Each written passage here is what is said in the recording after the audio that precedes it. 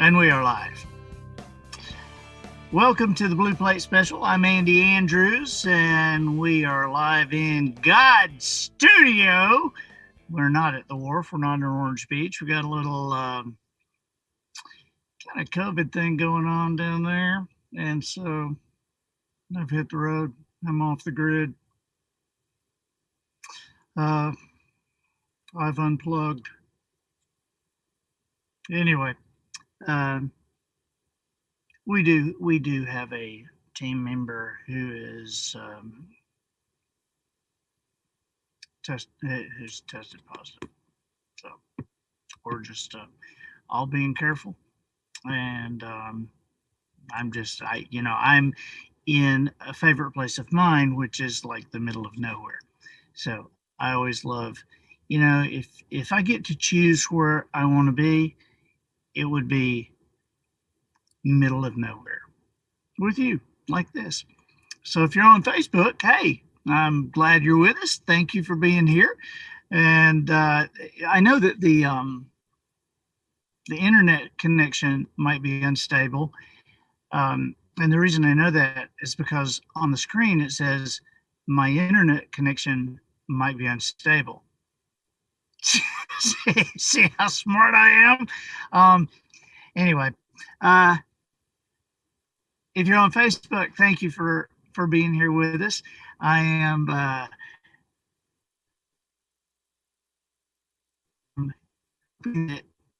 this, and I'm hoping that I say something worth sharing today. I am going to announce our contest winner in a minute. Hi, Instagram. Hi, Twitter. And hi to YouTube. All you guys, press the subscribe button. If you're on YouTube, please subscribe. It appears somebody says I have frozen. Hey, I see Jimmy Erie is on there. Jimmy, how are you doing? You know, I heard that Jimmy Erie has a bluegrass song that I'm going to get to hear at some point. Did you know that Jimmy had a song that on the bluegrass charts, it went number one for 3 weeks in a row, then number two, then number one again? Is that amazing? So, anyway. Oh my gosh. The man can rhyme. It's just too bad he wasn't a mime. That's pretty bad. Okay, who else on here? Let's see, Jimmy, Jan. You know, I'm not used to doing this. And Matt, it is not scrolling down. I'm wearing my Team Legendary Marine shirt. You see that? My Team Legendary One Water Marine shirt. They have stores all over. These guys are great. Let's see. So you want to get a boat. You need to get a boat from the people who know about boats. That's One Water Marine. Team Legendary Marine. Why is this not Matt? I'm trying to like scroll and so that I can see who's here with me. And so far I have like Jimmy and Jan. But I can't scroll. I can't make any.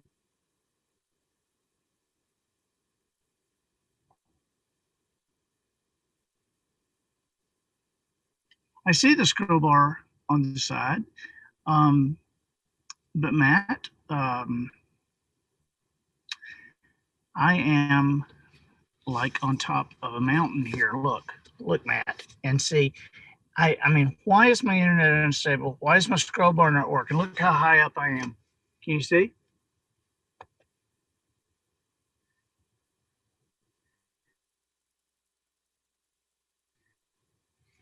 Is that?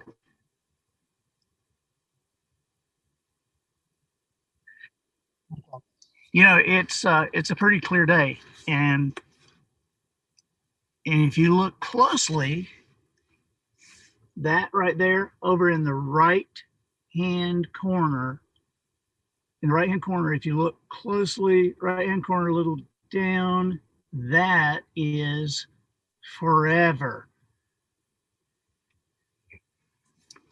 And so I saw it a little while ago, and I thought you would probably be interested in it because I had heard all my life that on a clear day you can see forever, and it is clear. And when I got up here, I could, and so I just wanted to make sure I pointed that out to you.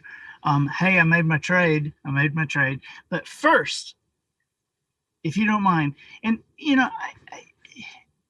are you guys okay? I can't believe I can't say anything to you guys. Okay, you think I don't know how to refresh something, right?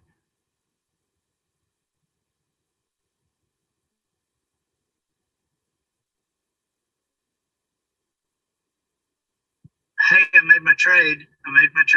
But first, if you don't mind, and are you guys okay? Yeah. Okay. All right. Let's see. Yeah. So now I've got like a ticker coming in here. All right. Now I want to know where Mashudu Mashaba. Where are you from? Hi, Andy. Hi, Mashudu. There's Margaret Davis. Jackie Mullins Alexander from Missouri. And Johnny Hall, still alive in North Carolina. It's like those old Perry Como albums. Still alive. I'm dreaming. Anyway, let's see. Chris Fonda.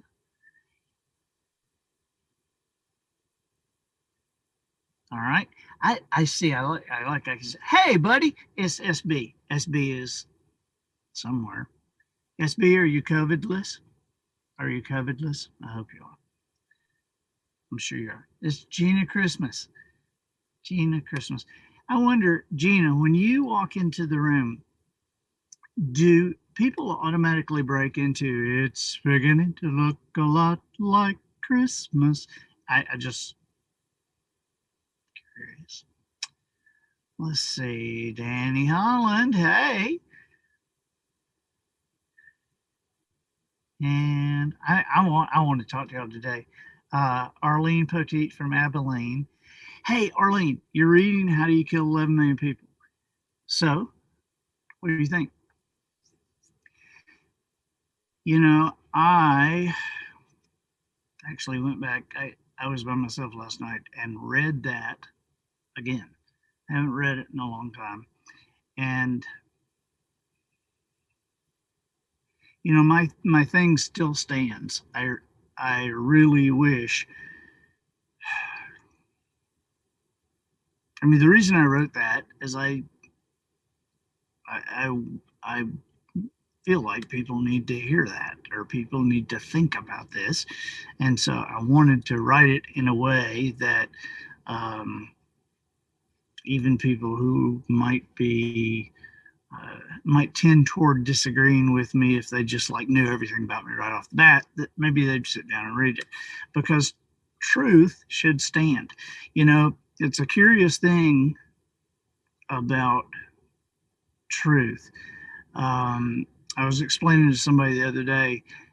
Somebody said, why are there people that just like shout people down? They don't even let anybody say something, or they ban them from this, the free speech thing and all.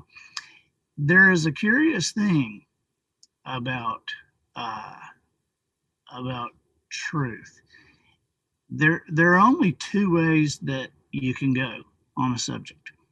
Now, I'm thinking to the bottom of the pool here, right with you. Okay.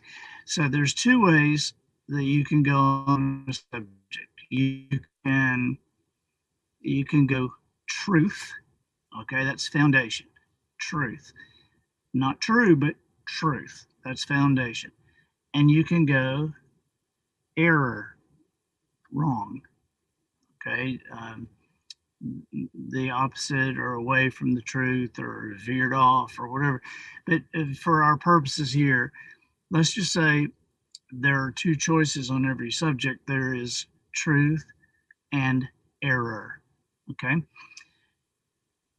as I'm thinking through this, error cannot error can present its case if it is by itself, and it can sound good.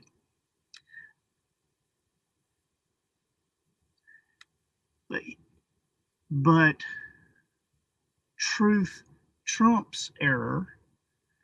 I didn't mean to use that. I mean, are we not going to be able to use his name ever again? You know, is people going to think of his name? Anyway. Okay, so truth, just like rock beats scissors and paper covers rock, I would say that truth covers error. All right. And as I'm thinking through this, that would mean that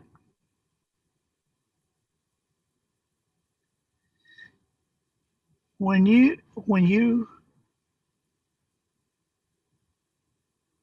don't always recognize a spy. You don't always recognize something in disguise. You know, because that's error, that's wrong. It's not the real deal. But when truth walks into the room, you recognize truth. We always recognize truth. Truth beats error just like a rock beats scissors. And so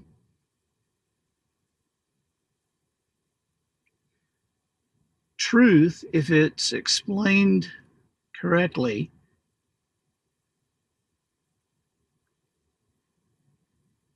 it makes sense.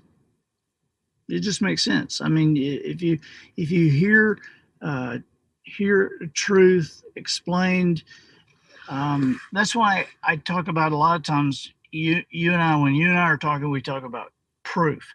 That we're not so much into encouragement, we're into proof, and proof has to align with truth. Because if you're going to have something proven to you, it has to be truth. Now, when we say proof, we don't mean like a mathematical proof. We mean proof beyond a reasonable doubt, meaning it makes sense. It just hits us. It makes sense. It's that kind of proof that goes, I never thought of that.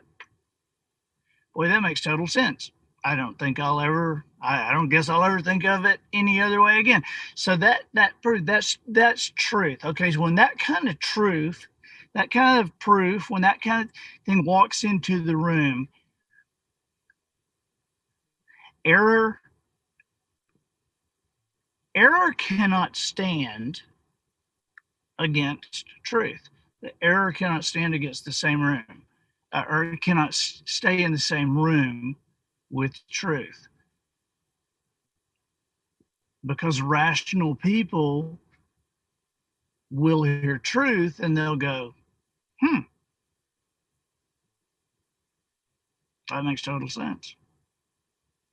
And so error, since error is not powerful enough to stand against truth, all its disguises, it can look good by itself, but in the same room with truth, you know, a rational person will pick truth. And so since error cannot stand against truth, that is why error says truth will not stay in this room. And so error will scream and yell and shut down and not allow truth to have a voice, because it's the only way it can fight.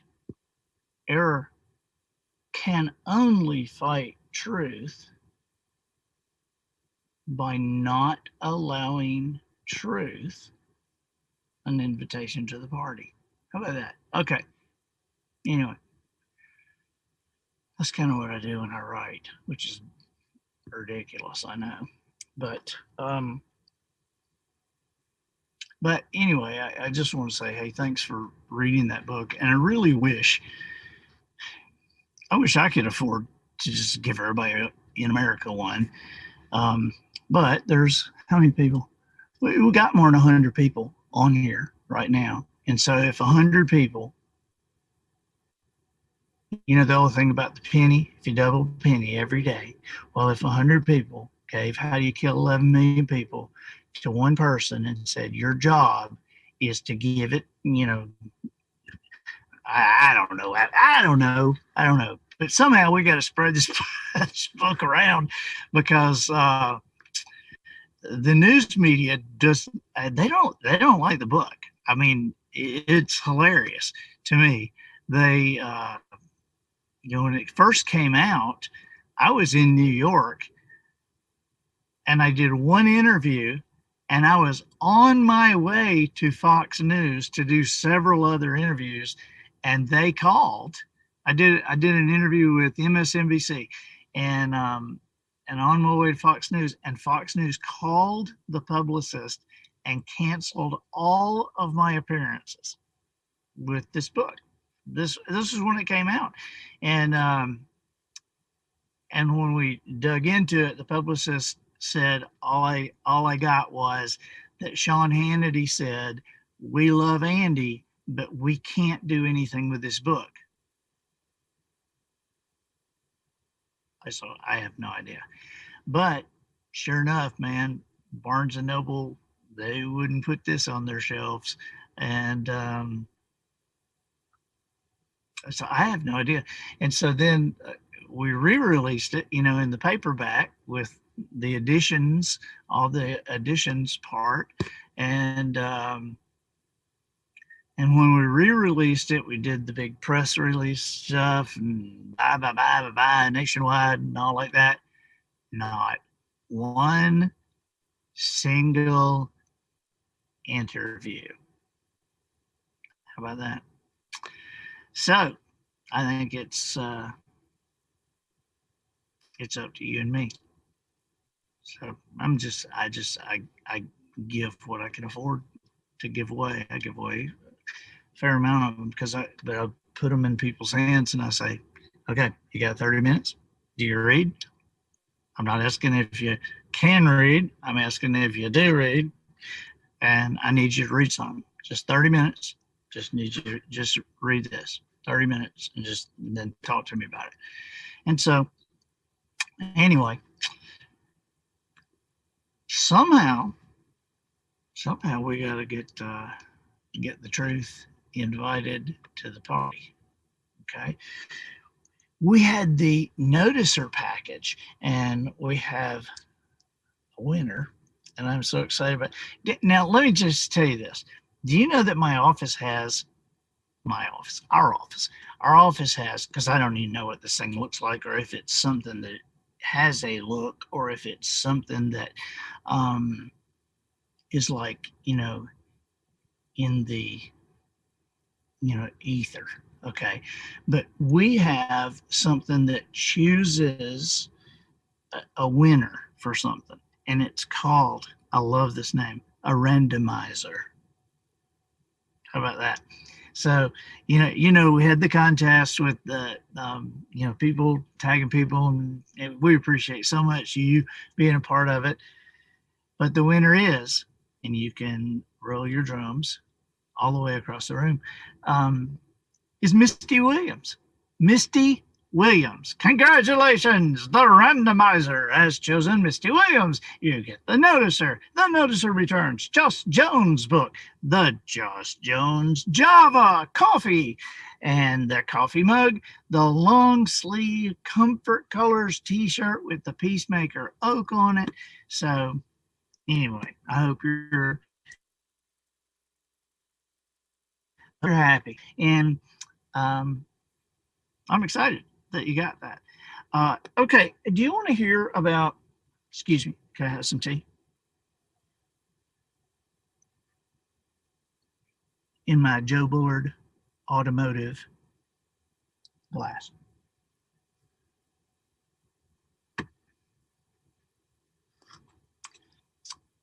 My screen is frozen.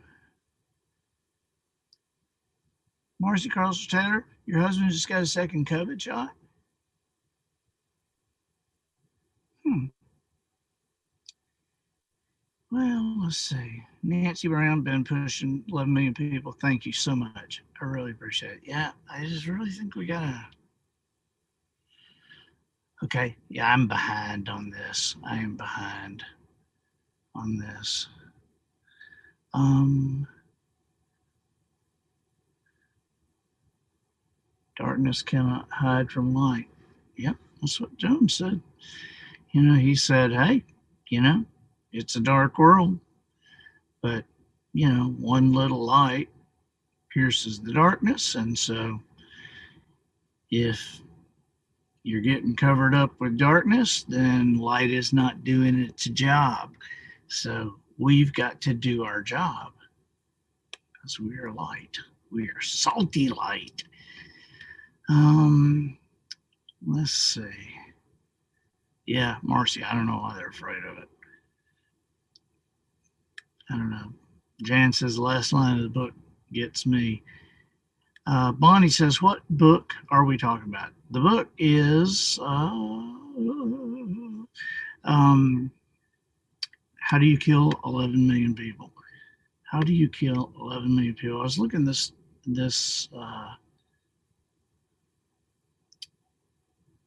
note from Danny Holland that says Sean's people are not on Sean's side. Let's get it moving. Contact Jovan Pulitzer. Okay, I don't know who that is, but maybe SB sees this and she will.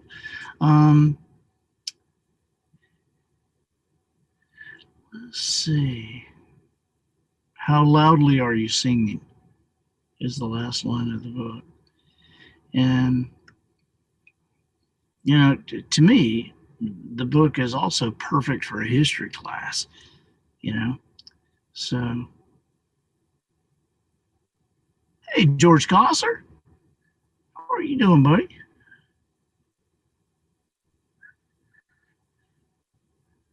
Yeah, Bonnie, I miss those events too.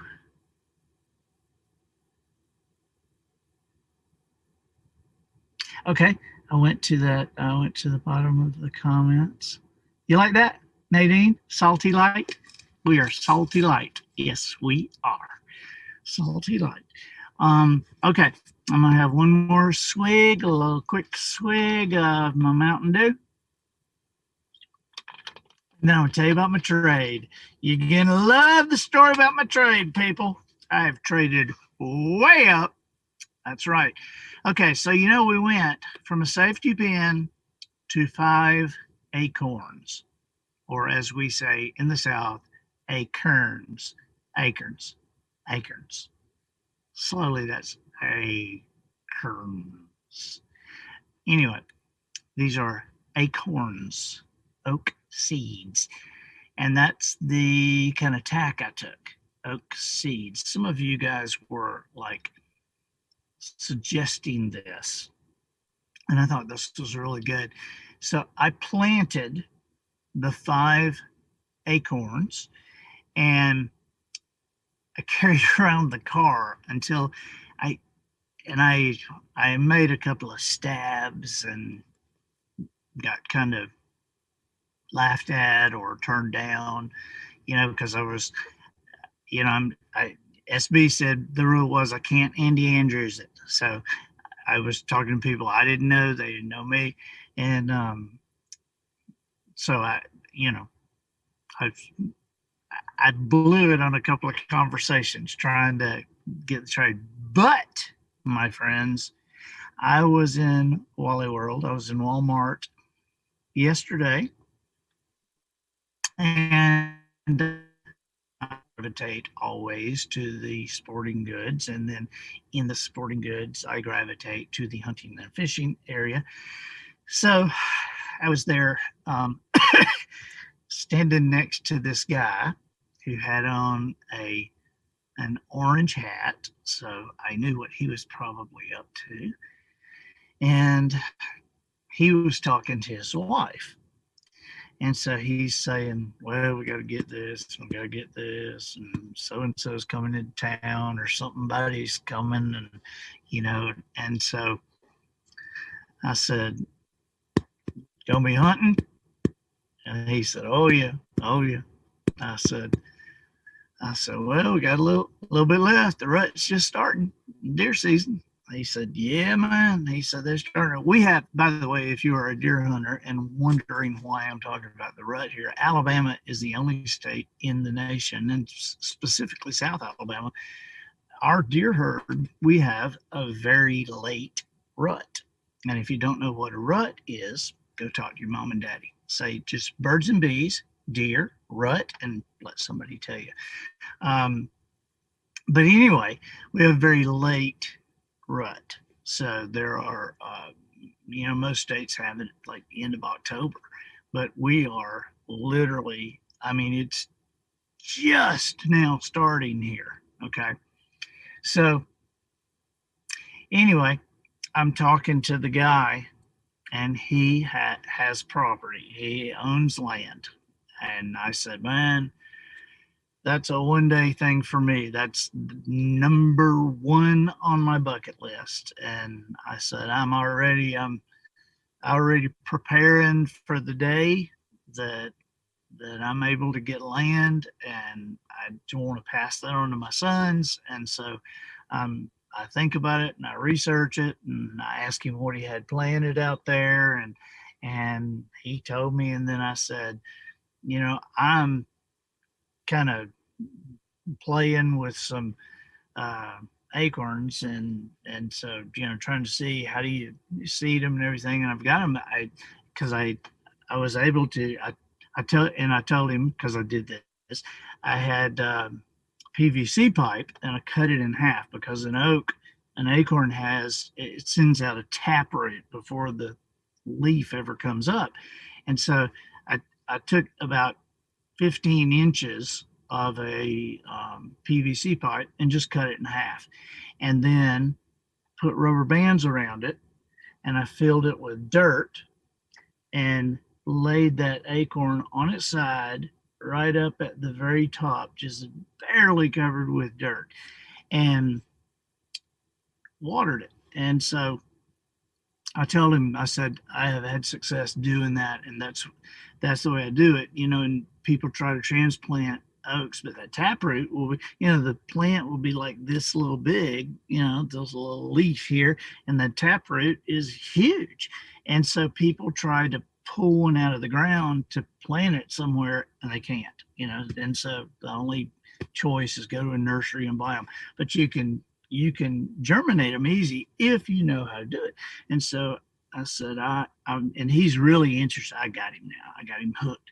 And so I said, so I cut these in half and have them rubber banded, so that when that plant is about like that, I will take it, find the place I want to plant it, and I put the hole, and then I just take apart the PVC pipe.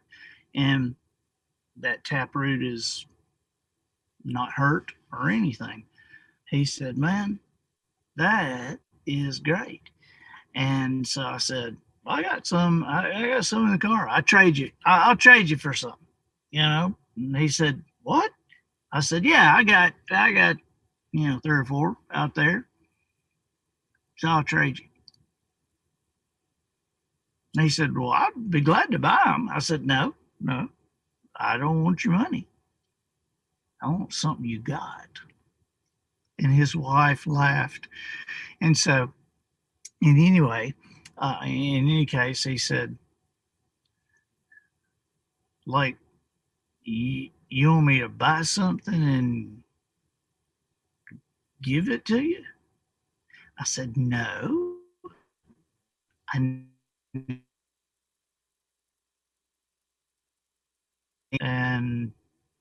I'm not a crazy person, even though if you knew me, if you and I were friends, you would know that I'm a crazy person. But I'm working on a project, and I need to trade. And he said, well, I have some I have some Code Blue in the truck. It's almost a full bottle, like 3/4 of a bottle of Code Blue.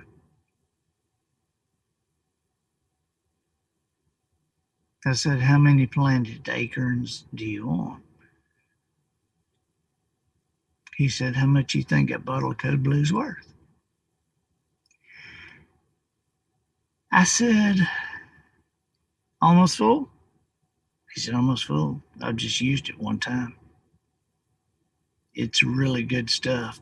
And his wife goes, oh my God, y'all are crazy. And we both laughed. And so I said, I'll give you 5 planted acorns and you can keep the PVC. He said, done. He said, can you hang on a little bit to see you at the door? I said, absolutely. So anyway, here I am. I have traded my 5 acorns for a bottle of Code Blue. Now, for those of you who don't know what Code Blue is, it is a deer hunter's dream. It is buck urine. And it's pretty foul smelling stuff.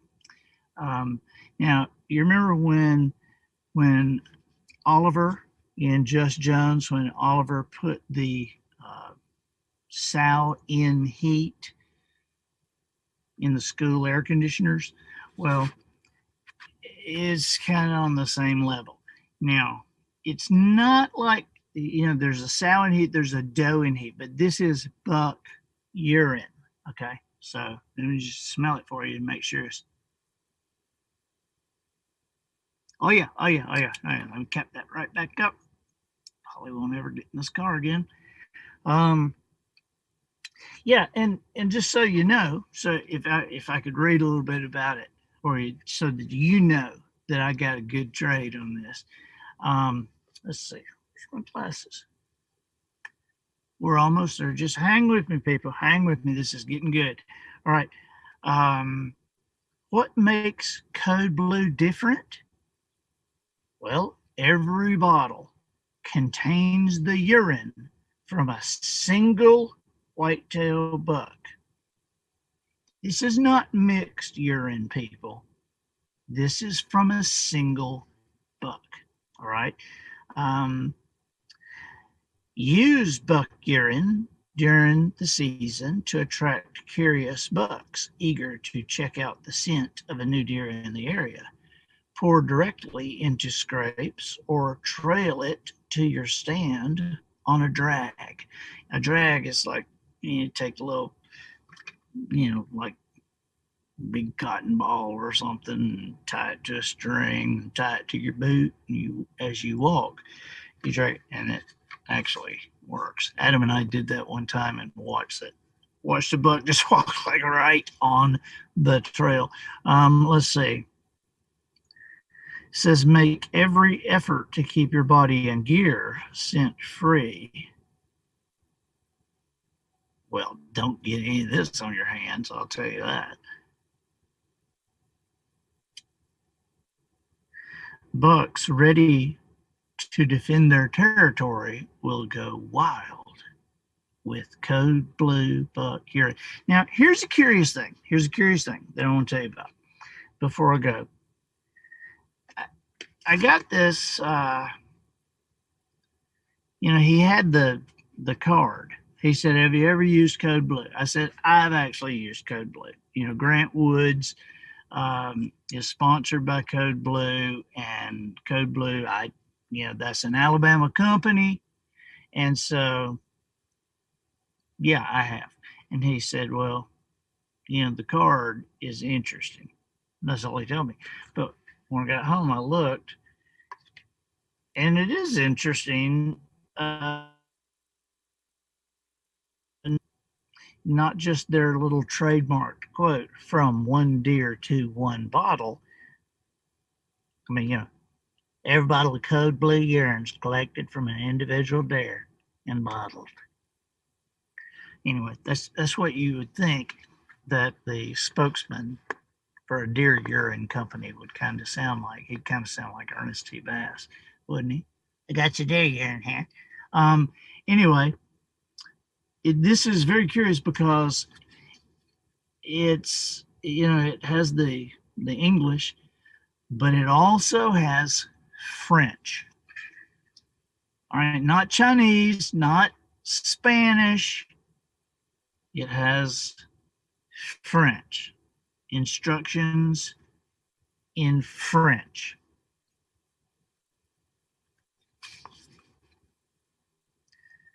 Je sais significa la Virginia, début de paix, les commandements, les urines, ne voles femelles. You know, it's in French. So if it's in French, all I'm thinking is that they must be selling this in France. Okay. Which means that they are exporting this from Alabama. They're exporting this from America to France, which means it's part of the trade deal. I mean, you try to keep it balanced. You're on a trade deficit. So we're giving we're sending it to France. We're getting croissants. They're getting buck urine. Seems like a pretty good deal for a country that wouldn't let us base our troops over there. Don't ask me what our troops do when they fly over France. Just don't even ask me. Okay. Or at least the special ops guys. But do you remember that? Do you remember that? And Desert Storm, France would not let us base our guys there. So they're sending us croissants. We're sending them buck urine. Seems like a good trade to me. Okay, so what am I going to trade the buck urine for? I don't know. I'm assuming we'll probably be on Thursday next week as well. We're going to try to let this COVID thing just like get out of here, get out of Wisdom Harbor. Nobody needs it anymore. Pray for us. We're praying for you. And I appreciate you guys so much. See if there's any last little comments. Yeah, I could be singing by myself. Let's see. And so, yeah, SB is replying to Danny about how to get there. So, yeah, you can plant those trees, Jan. That's pretty cool. So, yeah, that guy was definitely a trader. What's code blue? You know now, don't you? Huh? Yeah, Kevin Perkins, not a blend. Not a blend. $1, one bottle. You ain't heard the last, Ernest Steve Eyes. Okay. Yeah, I know. All right, who said that? Who said that?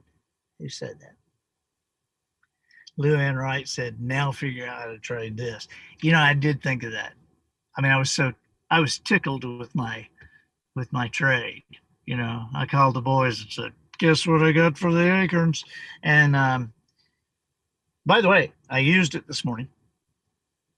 I used it and sprinkled a little on my boots. And let's just put it this way. I didn't see any bucks, but the does were really happy with me. I'm just saying. Okay. All right.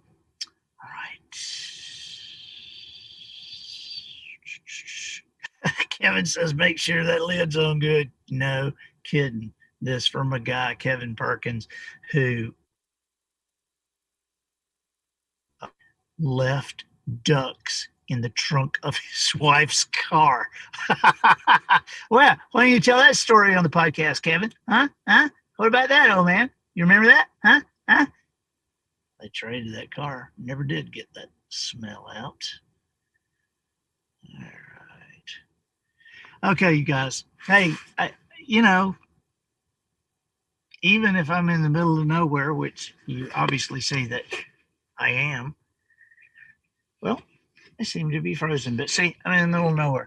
And so, even if I'm in the middle of nowhere, I do love being with you guys. And I appreciate y'all so much. I'm glad you're in my life. And thank you. And I know that I won't hear the music, but I guess Matt will hit the music now. Bye bye. See you next week.